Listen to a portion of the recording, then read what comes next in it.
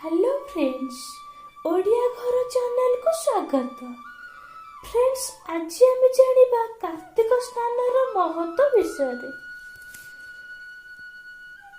पुराण रे कार्तिक मास को पुण्य मास तथा श्रेष्ठ मास बोली वर्णना करा जायछि। मान्यता अनुसार कार्तिक स्नानर पुण्य फल 1000 बार गंगा स्नानर पुण्य फल सहित समान होइताय। एही कार्तिक स्नान शरद पूर्णिमा ठारू आरंभ होइथाय। केही केही एहाको एकादशी दिन ही आरंभ करिथांती। एही कार्तिक स्नान कार्तिक पूर्णिमा पर्यंत 1 मास धरि चलिथाय।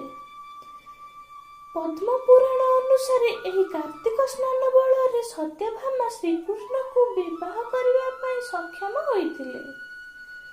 एही कार्तिक स्नान 4:25 रु 5:30 मध्य अर्थात ब्राह्म मुहूर्त ही करा जाए।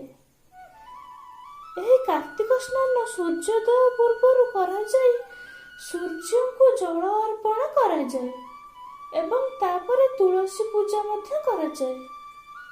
एही कार्तिक स्नान बଳରେ व्यक्तिर समस्त पापर विनाश घटिथाए एवं ताकु स्वर्ग प्राप्ति होइथाए। तेबे फ्रेंड्स, यह थिला कार्तिक स्नानर महत्व एवं विधि विषय जहाँ आम जीवन रे पुण्य फल भरी देइथाए। फ्रेंड्स, जदि वीडियोटी आपनको भल लागि थाए तबे लाइक एवं शेयर करंतु। आ आम चैनल ओडिया घर को सब्सक्राइब कर दियंतु। रहुछि नमस्कार।